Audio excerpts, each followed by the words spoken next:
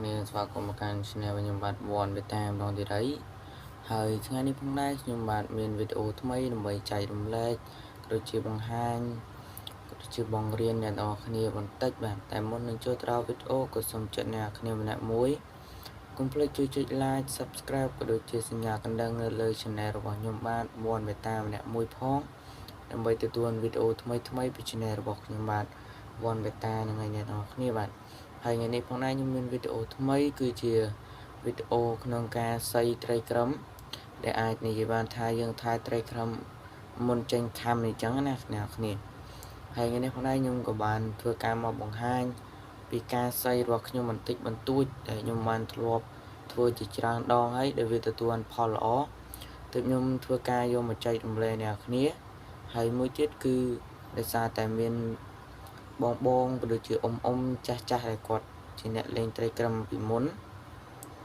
ដែលគាត់បានប្រាប់ក៏ដូចជាបានបង្រៀនខ្ញុំយ៉ាងបន្តិចបន្តួចនៅចំណេះដែលគាត់បានធ្លាប់ធ្វើវឹកហាត់ត្រីពីមុនអញ្ចឹងណាគាត់ប្រាប់ខ្ញុំថាធ្វើអញ្ចេះទៅឲ្យត្រីកាចហើយថ្ងៃនេះផងដែរខ្ញុំក៏យកមកចែកតឲ្យអ្នកគ្នាផងដែរហើយបានផលឬមិនបានផលកុំភ្លេចជួយ comment ប្រាប់នៅក្រោមវីដេអូនេះម្នាក់មួយផងហ្នឹងហើយអ្នកគ្នាជាដំបូងនោះគឺយើងត្រូវមានទឹកមួយធុងបែបនេះដែលអ្នកគ្នាមានធុងធំជាងនេះអ្នកគ្នាក៏អាចយកកធុនធំជាងនេះបានដែរតែខ្ញុំគឺមានតែទូចមកបែបនេះហើយមួយទៀតនោះគឺយើងទីនេះអ្នកគ្នាគឺយើងត្រូវមានត្រីមួយដាក់នៅក្នុងកែវបែបនេះហើយយើងដាក់ចូលទៅក្នុងកធុនហ្នឹងដើម្បីឲ្យអានៅក្រៅដើម្បីវាអួតហ្នឹងហើយអ្នកគ្នាតែមុនដំបូងយើងត្រូវដាក់ត្រីក្នុងកែវនេះចូលក្នុងកធុនហ្នឹងមុនបាទ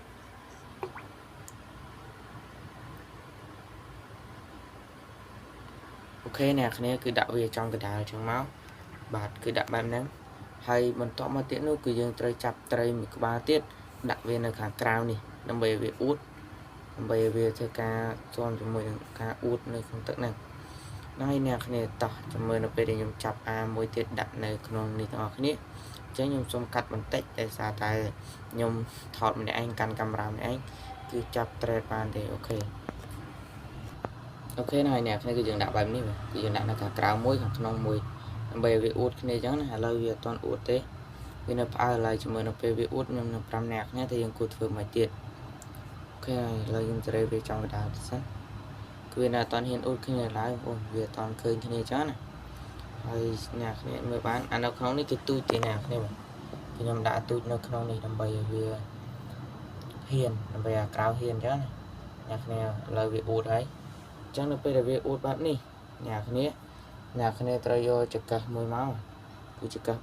ឲ្យត្រីអួតនឹងក៏បានដែរចង្កឹះធម្មតាក៏បានដែរដើម្បីយកគោវាអ្នកគ្នាគោទឹកវាបែបនេះ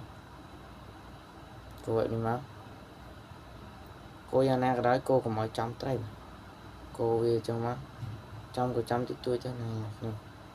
សារតែកែវាទូចបើអ្នកខ្ញុំមានកែទលាជាងនេះគឺរត់ទៅល្អខ្ញុំអត់មានតែកែទូចបែបនេះតែក៏អាចធ្វើវាបានដែរអ្នកគ្នាមួយថ្ងៃអ្នកគ្នាអាចស្អីវាបានម្ដងទៅក្នុងមួយថ្ងៃម្ដងនេះគឺ5ទៅ6នាទីទៅដើម្បីឲ្យវាធ្វើការស៊ាំជាមួយនឹងការហែទឹកក៏ដូចជាស៊ាំជាមួយនឹងទឹកឲ្យបានកាន់តែខ្លាំងហើយបានផលឬក៏មិនបានផលកុំភ្លេចជួយ comment ប្រាប់ម្នាក់មួយផងហ្នឹងហើយអ្នកគ្នាហើយវីដេអូរបស់ខ្ញុំក៏មានតែប៉ុណ្្នេះដែរអរគុណអ្នកគ្នាខ្លាំងមែនទែនសម្រាប់ការទស្សនាបើសិនជាមានការខុសឆ្គងនៅត្រង់ពេកកន្លែងណាក៏សូមកាន់តែអភ័យទោសផងដែរហ្នឹងហើយអ្នកគ្នាបាយអ្នកគ្នាជួបគ្នានៅវីដេអូក្រោយ